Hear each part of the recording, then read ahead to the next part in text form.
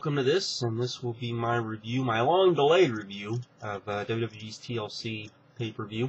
Yeah, I tried to do this. I've been on vacation. I was on vacation last week, and actually tried to do it while I was on vacation, because I tried to do it not last Friday, but the Friday before, and instead went and saw Green Hornet, which was, yeah, another superhero movie where Kevin Smith wrote a script that was much better than the script that was used. Yes, I'm starting to see a pattern here. Yes, not good. But anyways, I went and saw that instead, so you didn't get the review. But now you do. I did try to do it on my phone. I was going to see if I could actually do it on my phone and upload it while I was on my vacation. I was up seeing friends and family, and that didn't work. So we're going to do it now.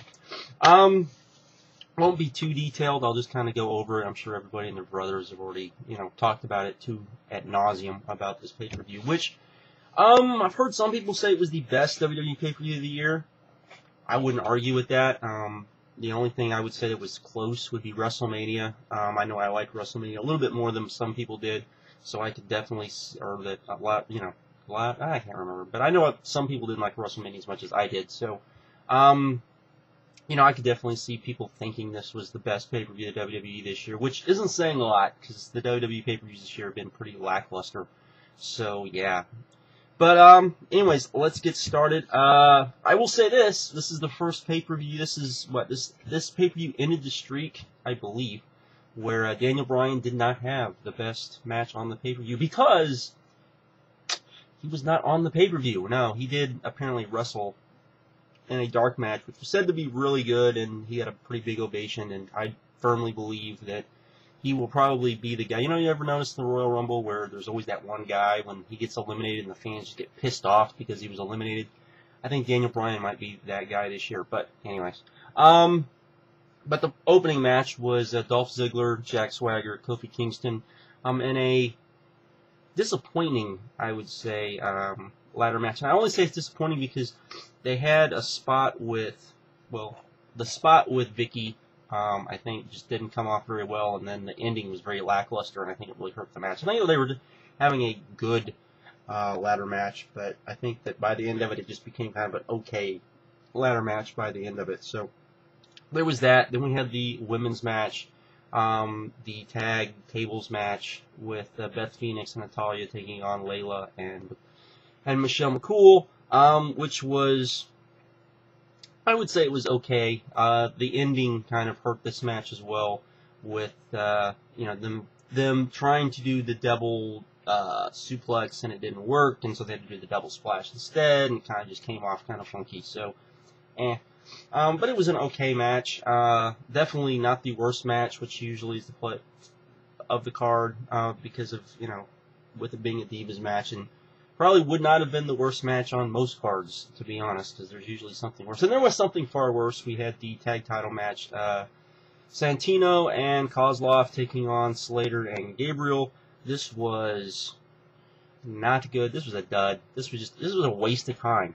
They had two things that was just a waste of time on this pay-per-view. There was this, and then they did the Cody Rhodes segment, which was just not. I have no idea why that was even on the pay-per-view. They could have done something else on the pay-per-view other than that, but oh well.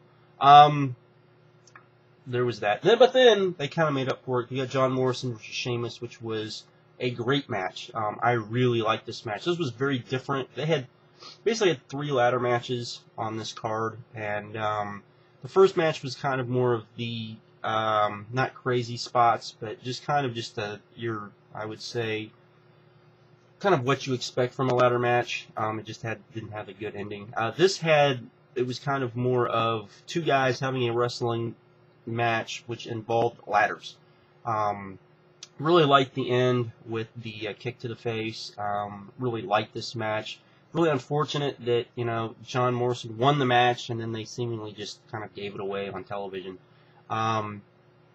Because I really think this could have been something bigger, especially going into the Royal Rumble, and you could have had John Morrison and The Miz, at the Royal Rumble, which I think would have been a little better. But anyways, then we had The Miz versus Randy Orton.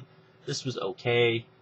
Didn't care for this. He had a screwjob finish, which, you know, doesn't really do anything, and it was, you know, I mean, it just amazes me the way that they have booked The Miz since he's won the title. I mean, really feuding with Jerry Lawler. I mean, how does that make? I mean, even though it doesn't really hurt The Miz, but it doesn't. I don't see how it helps him either. It just kind of just makes him look like a goof. And I think he's just too good on the mic and too good of a personality to be, you know, having to be dealt with that. But that's just me. Then we had the other great match on the show. We had Edge and Kane, Rey Mysterio, and Del Rio in a great ladder match. This was more of your crazy spots type of ladder matches. Not that Morrison and Sheamus didn't have like crazy spots, but this was kind of what you would expect out of these guys. Edge won, which was, I guess, is better than Kane having the title. You know, it was a great match. I'm really getting, even as high as I was on Alberto Del Rio, I'm hitting even more and more. You know, the whole, when he got super kicked by Shawn Michaels, I wasn't too big into that, but maybe that'll lead to something, who knows. Then we had the main event, John Cena versus Wade Barrett. It was supposed to be John Cena's return to the WWE, even though he never really went anywhere. Thought this was good. Wouldn't say it was great, but I did think it was good. I thought it told a pretty good story. I really liked the ending. I liked the little spot, even though it was completely safe, and I think it was a pretty cool visual. With the ladders falling around Wade Barrett. But I really did like this. I thought this was a good kind of end, kind of to the feud, even though I didn't really think the feud needed to end yet. But I did kind of like that. Most people know I'm pretty big on Wade Barrett, so there you go.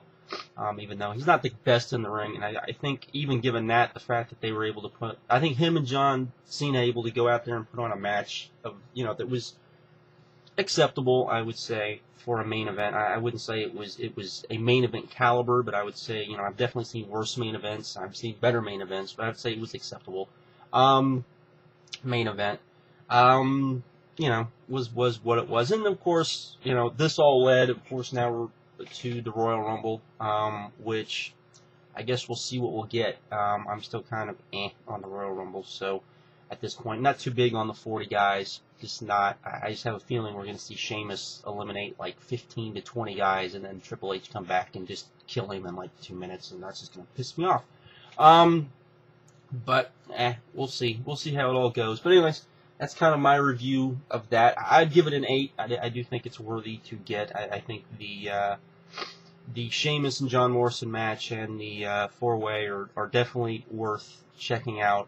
Everything else on the show, I mean, really the only thing bad on the show was the Cody kind of segment, which didn't need to be on the pay-per-view, and the tag title match. Everything else was,